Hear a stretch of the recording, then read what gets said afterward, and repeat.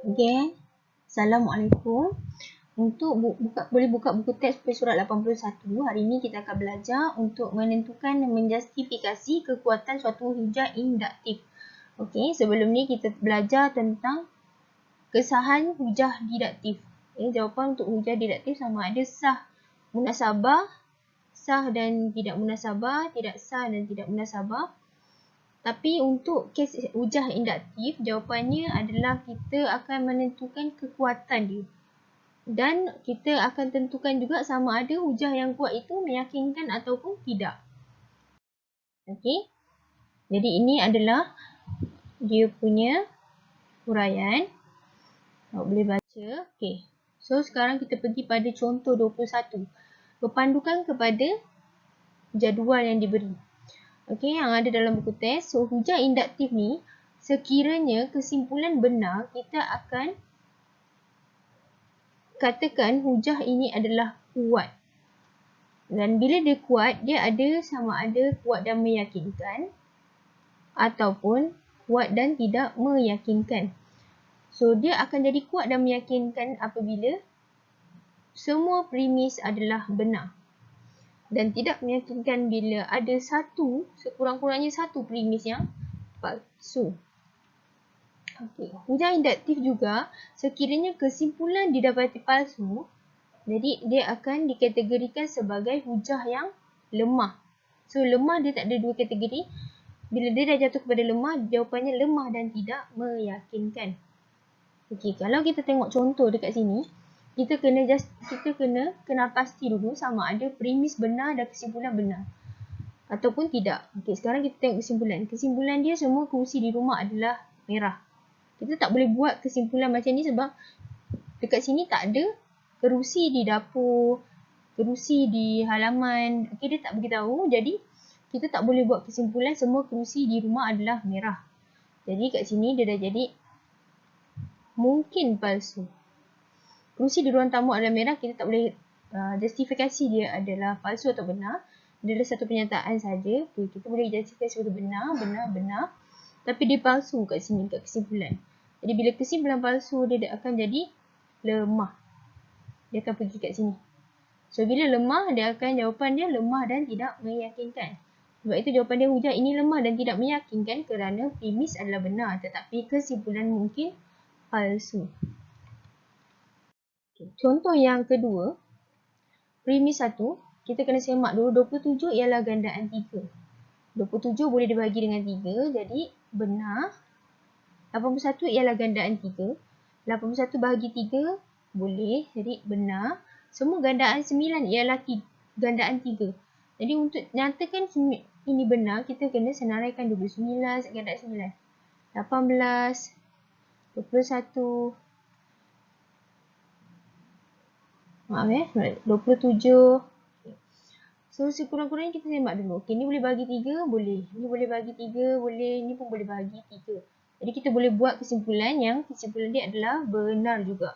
Jadi bila benar, kita akan jatuh dekat kawasan kuat. Hujah ini kuat. So kuat semua premis benar juga dan dia akan jatuh kawasan kat sini lah. Kuat dan meyakinkan. Bila semua premis adalah benar. Hujah ini kuat dan meyakinkan kerana semua premis dan kesimpulan benar. Itu sahaja jawapan dia. Seterusnya, premis 1. Ikan kembung bernafas dengan insang. Okey, benar. Ikan hiu bernafas dengan insang. Okey, benar.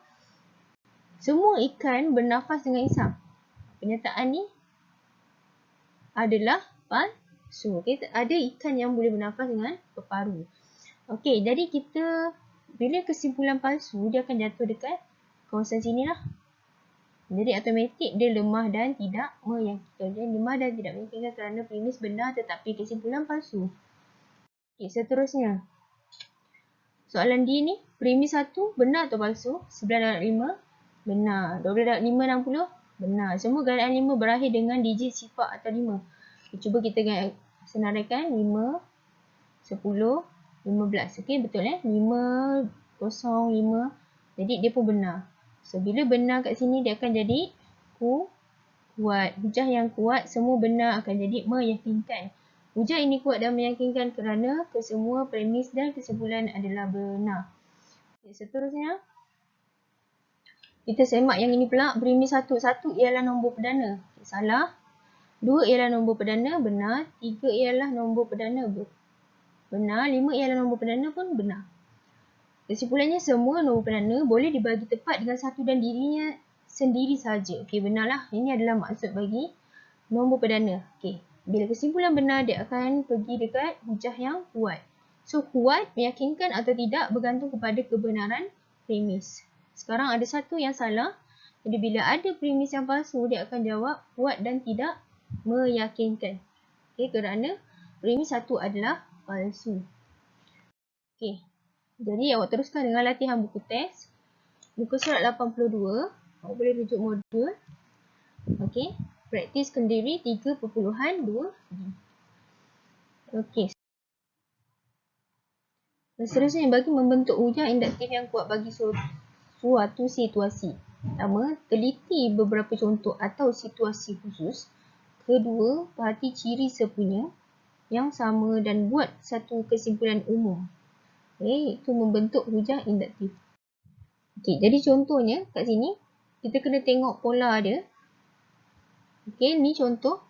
Kemudian kita kena tengok sebelah kiri dengan sebelah kanan. Okay, kita akan abaikan yang sebelah kiri.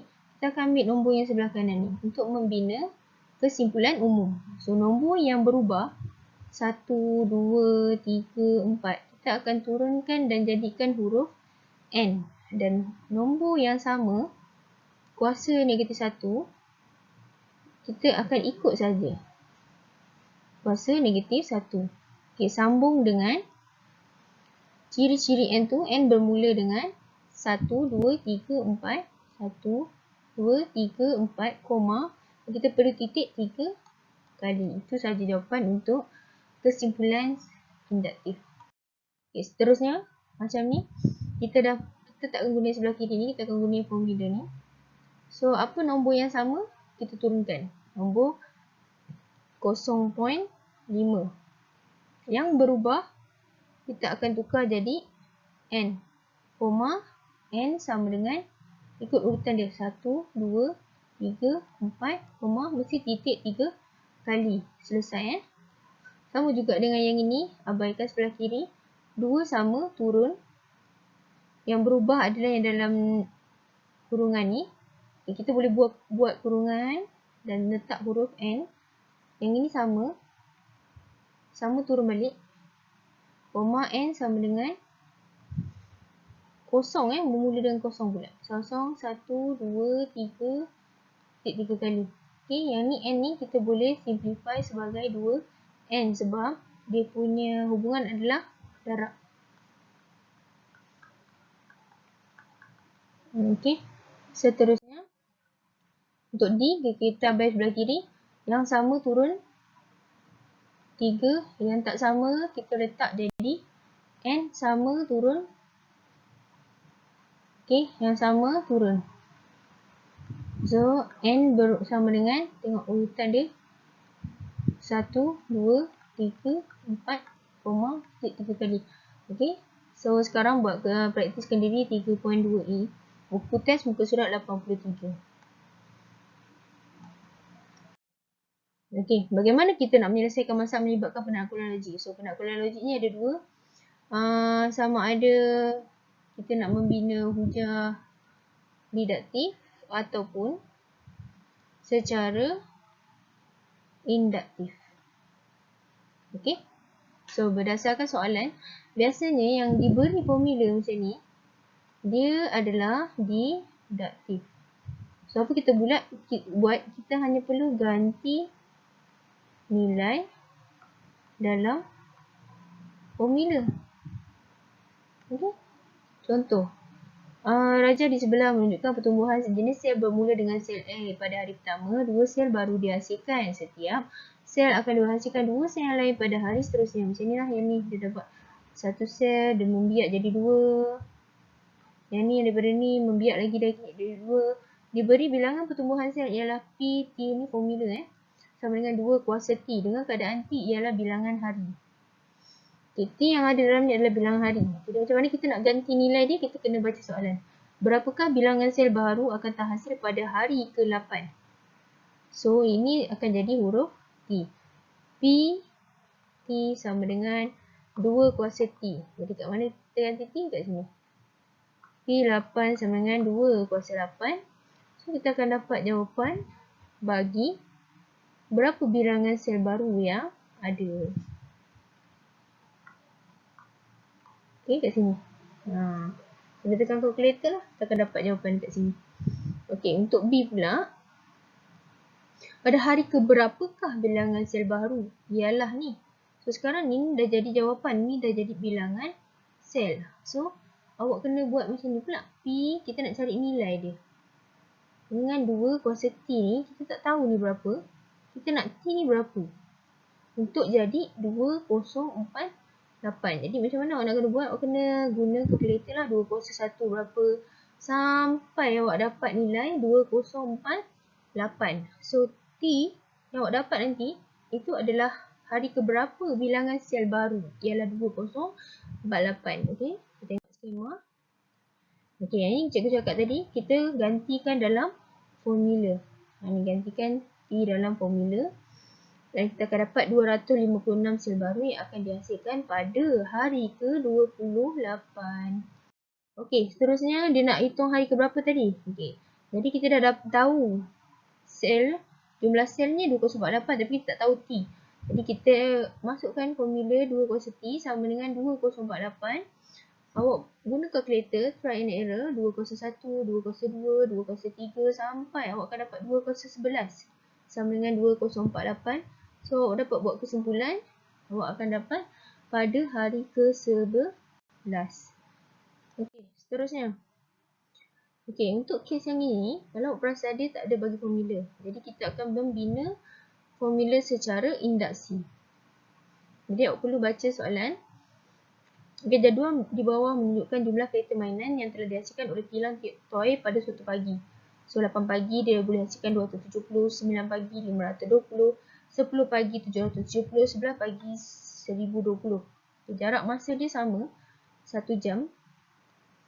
Dan yang ini kena tahu macam mana pola dia boleh terhasil. Okey, so kita nak membina satu pola bagi jumlah kereta mainan yang dihasilkan dalam selang masa sejam. Jadi sebab tu dia cakap bina satu rumus. Ni kesimpulan induksi lah. Bagi bilangan kereta mainan yang telah dihasilkan oleh kilang toy berdasarkan jadual di atas. Kilang toy beroperasi dari pukul 7 pagi hingga 10 malam. 5 hari seminggu. Berapa kereta mainan dapat dihasilkan oleh kilang toy pada satu hari? Yang kedua pula, dia tanya kilang toy menerima satu pesanan sebanyak 25,000 kereta mainan. Pesanan ini perlu disiapkan dalam masa seminggu. Adakah kilang toy dapat menyerahkan kereta mainan pesan ini pada masa yang ditetapkan? Sekiranya tidak, cadangkan satu cara penyelesaian supaya kilang toy dapat menyiapkan pesanan ini. So nak jawab baik nombor 2 ni, kita kena dengan nombor 1 ni, kita kena dapatkan formula ni dulu. Baru kita boleh ganti nilai. Macam tadi kita dah ada formula. Yang ini bezanya kita kena sediakan formula dulu. Okey, jadi so kita kena perhatikan pola yang dibentuk oleh kereta mainan yang dihasilkan. Okey, sekarang kita nak tengok kereta mainan yang dihasilkan berapa. Jadi kita ambil lah data daripada jadual tadi. So kereta mainan dia yang ini. Kita tengok beza dia berapa. Beza dia akan sentiasa sama. Okey, beza dia adalah 520 tolak 270, awak akan dapat 250. Okey, so beza dia 250. Kita cuba letak N. Okey, untuk membina jumlah 270. Okey, N kita sentiasa bermula dengan 1. Okey, cuba kalau kosong kita tak dapat nilai. Okey, dapat 1. Dapat tak 270? Tak dapat sebab nilainya masih lagi 250. Jadi untuk hasilkan 270 kita kena tambah 20. So 250 ni akan jadi pemalar. Okey, yang sama nanti dengan tambah 20. Kita cuba untuk yang kedua. 250 yang berubahnya dekat sini. Darab 2 tambah 20. Dapat tak nilai kedua? 520. Okey, dapat. 250 darab 3 tambah 20. Dapat tak? 770. Okey, dapat juga. 250 darab 4 tambah 20. Dapat tak? 1020. Okey, dapat. Jadi kita boleh guna formula jujukan ni untuk jadikan formula kita iaitu 250 sama berubah jadi N tambah 20. N bermula dengan 1, 2, 3, 4, titik 3 kali. Dapat macam ni lah. So, kita boleh buat rumusan lah formula dia yang ini. Rumus yang umumnya ialah 250 N tambah 20 dengan keadaan N sama dengan 1, 2, 3, 4 dan titik 3 kali lah. Okey, seterusnya B1. Okey, dia nak tanya awak pula. Menghasilkan berapa banyak kereta dalam satu hari? So, waktu beroperasi kilang Toy ialah 15 jam sehari. Jadi, N dia adalah 15. So, kita kena gantikan dalam rumus. Kat sini lah kita gantikan N dia. So, bila kita gantikan, kita dah dapat berapa banyak yang dia akan dapat hasilkan. Iaitu 3,770 sehari. Okey, seterusnya. Kilang Toy perlu menghasilkan sekurang-kurangnya 25,000 kereta mainan dalam masa 5 hari. Kilang Toy menghasilkan 3,770 kereta mainan dalam sehari. Okey, ni kita dapat data daripada soalan sebelum. Jadi kita cuba darabkan. 3,770 darab dengan 5. Lepas tu kita bandingkan. Kita dapat tak hasilkan 25,000? Macam ni. So, bila kita darabkan, kita hanya dapat hasilkan 18,850. Jadi nilai tu adalah kurang daripada 25,000 dalam masa 5 hari. Jadi kesimpulannya, Kilang Toy tidak dapat menyerahkan kereta mainan yang dipesan. Cadangan, Kilang Toy memanjangkan waktu operasi kepada 20 jam sehari supaya dapat menghasilkan 250 darab 20 tambah 20 sama dengan 5,020. Okey. So 5,020 ni nanti bila kita darab dengan 5, dia akan lebih daripada 25,000 lah. Jadi dia salah satu cadangan dia meningkatkan waktu operasi. Okey, sekarang awak kena buat latihan praktis kendiri 3.2F dan juga praktis komprehensif muka surat 87 hingga 91.